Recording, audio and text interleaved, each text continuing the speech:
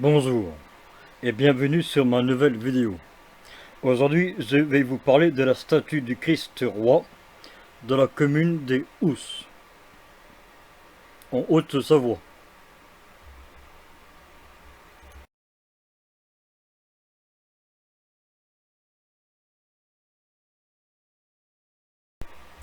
La statue du Christ du roi est une statue monumentale de 25 mètres de haut.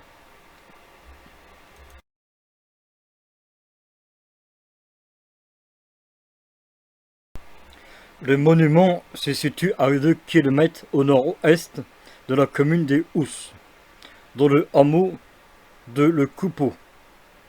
Il est implanté sur un éperon rocheux de 50 mètres d'aplomb et à 1200 mètres d'altitude, ce qui lui permet de dominer la vallée de Chamonix.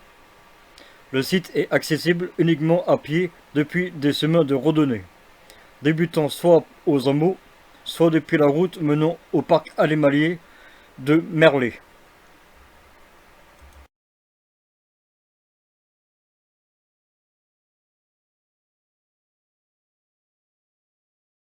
La statue est installée sur un écarpement de roches sédimentaires, non métamorphisées, d'âge westphalien à stéphanien.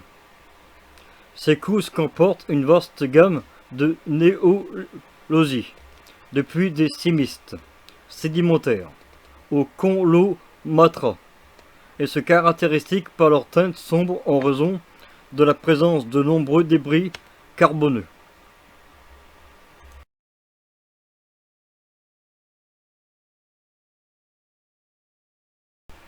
L'abbé Claude-Marie Delarcia, curé des Housses de 1926 à 1951, envisage de construire une statue colossale, encore plus imposante que celle du Christ récepteur à Rio de Janeiro, pour concrétiser l'idée portée par l'encyclique du pape Pie XI, qui proclame la royauté universelle du Christ, et après avoir déclaré le règne du Christ par la paix du Christ, dans une première encyclique le 23 décembre 1922. Il reçoit alors le soutien de Monseigneur Dubois de la Ville-Rabel, évêque d'Annecy, et les encouragements du Vatican, et se lance dans une souscription en 1929 pour le financement du monument. La somme nécessaire est recueillie en 3 ans. Le site est choisi pour l'édification de la statue et le rocher d'Oran, face au Mont Blanc. La statue symbolise l'amour entre la paix et les hommes, dans une période trouble selon le curé. Et ce monument érigé face au Mont Blanc signifie que, de même que le sommet domine l'Europe, le Christ domine le monde et les siècles.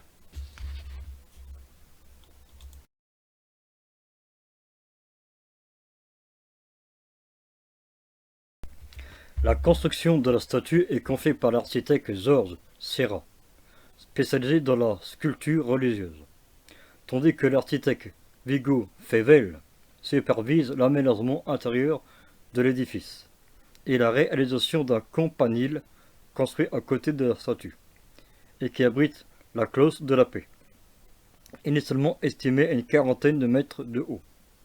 Sa hauteur est réduite à 25 mètres en raison d'un financement insuffisant.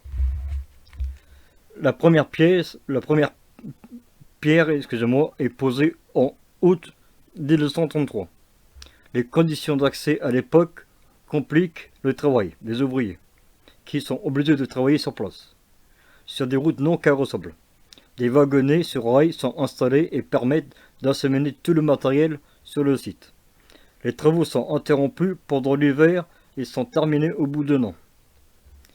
La statue est inaugurée le 19 août 1934 par l'évêque Florian Dubois de la Ville-Rabel, accompagné de la fanfare du 27e bataillon des chasseurs alpins.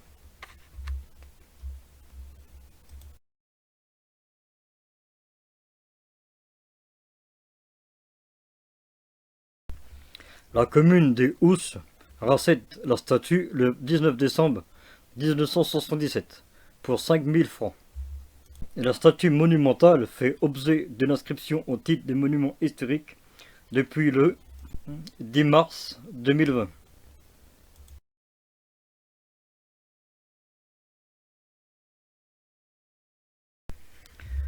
La statue est réalisée en béton armé, considéré à l'époque comme un matériau novateur et dont un style d'art déco. Il permet la construction successive de 5 étages, qui sont joints par des ferraillages pour réédifier l'ensemble. Les coffrages sont réalisés à partir d'une maquette.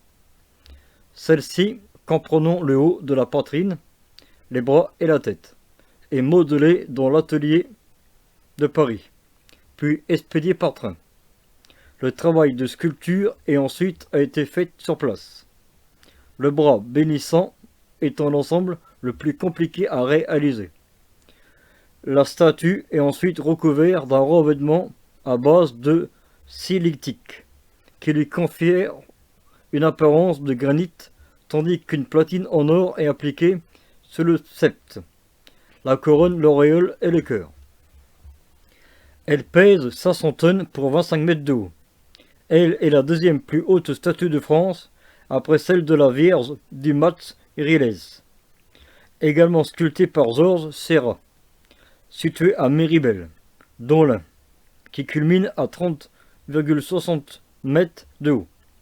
Le gabarit et le poids de la statue ont soulevé des problèmes de stabilité et de résistance au vent.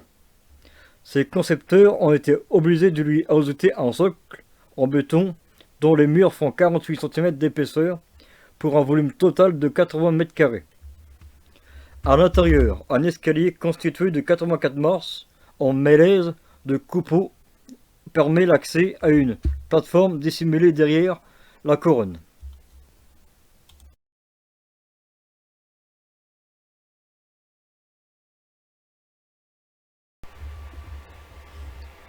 Il était prévu initialement de construire un clocher ainsi qu'un carillon à 3 cloches.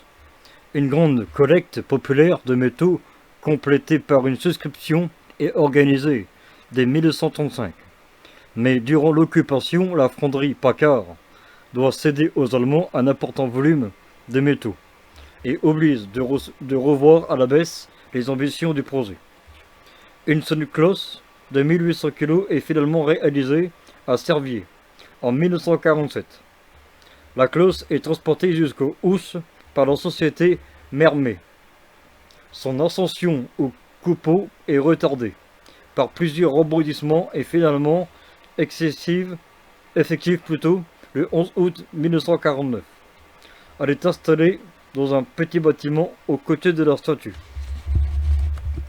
La cloche de notes diocèse de l'octave 3 est écoulée par la société Paccard à Annecy-le-Vieux, d'après les inscriptions sur la cloche. Elle est la plus grande cloche de la vallée de Saint-Manix-Mont-Blanc. Elle pèse 1800 kg pour 143 cm de diamètre à sa base. Elle a pour parrain Bernard-Émile et pour marraine Nicole. Tous les contributeurs à la souscription sont inscrits sur la cloche. Elle retentit tous les jours pour l'Angélus, 8h, midi et 19h, ainsi que pour les offices d'été en juillet et août. Grâce à sa situation géographique très particulière, on peut l'entendre dans une bonne partie de la vallée.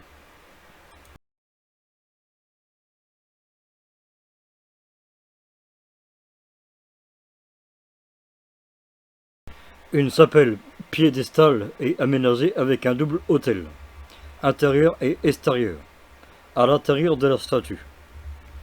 Elle rend hommage au pape Pie XI, dont le buste a été placé au frontement lors de l'inauguration. Une plaque mentionne par ailleurs que Arcile Ratti, futur Pie XI, était un grand amateur d'alpinisme dans sa jeunesse et réalisa l'ascension du Mont Blanc. La chapelle est inaugurée et bénie le 14 août 1949 par le chanoine Kir. Des pèlerinages sont organisés jusqu'à la mort de l'abbé de la Sierra en 1951. Les messes se poursuivent jusqu'en dans les années 1990. Elles reprennent à partir de 2014. Ils sont célébrés les jeudis de juillet et d'août.